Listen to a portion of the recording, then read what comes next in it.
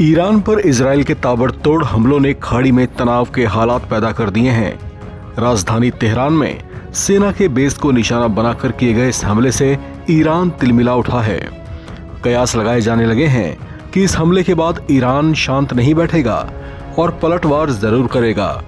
इस बड़े हमले के बाद वहां के supreme leader Ayatollah Ali Khamenei का पहला बयान आया है। इजराइल को धमकी भरे लहजे में खामेनेई ने कहा कि उसने ईरान पर हमला करके गलती नहीं बल्कि बहुत बड़ी गलती कर दी है। अली खामेनेई ने कहा कि अब इजराइल को ईरानी लोगों की ताकत और उनके दृढ़ संकल्प की ताकत को समझानी होगी।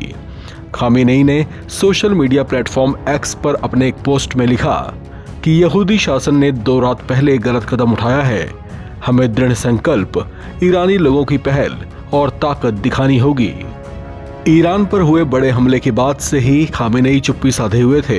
हमले के 24 घंटे से भी ज्यादा समय तक उनका कोई बयान सामने नहीं आया था, जिस पर लोग हैरानी में थे।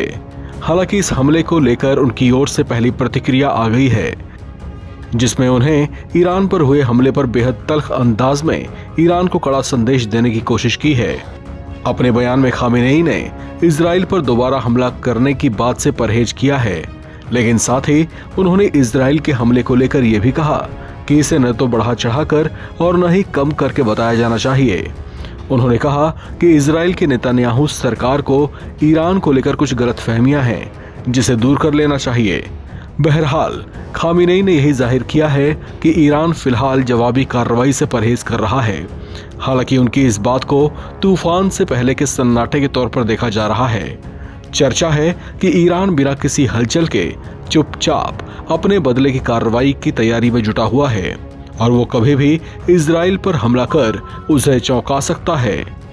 खामेनेई ने अपने बयान में कहा कि ईरान जीवटता और मजबूत इच्छा शक्ति वाला देश है, जहां की युवा संघर्षी और मजबूत इरादे वाले हैं।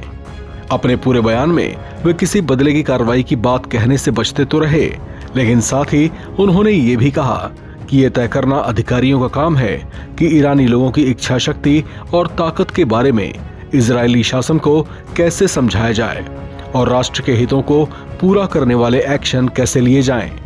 आपको बता दें कि कुछ दिन पहले ही इजराइल के प्रधानमंत्री नेतन्याहू के आवास पर ड्रोन से हमला किया गया था, जिसका आरोप इजराइल ने ईरान पर लगाया था। हालांकि ईरान ने उसमें अपना हाथ होने से इनकार कर दिया था, लेकिन इजराइल ने उसकी दलील को नहीं माना था। उसके बाद से ही कयास लगाए जाने लगे थे कि वो ईरान पर अटैक कर सकता है, जो सत्य साबित हुआ। ईरान को लेकर भी ये चर्चा आम रही है कि वो अपने पर की गई किसी चोट को माफ नहीं करता।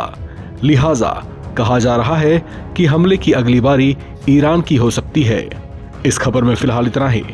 बाकी अपडेट्स के लिए आप बने रहें NBT ऑनलाइन के साथ।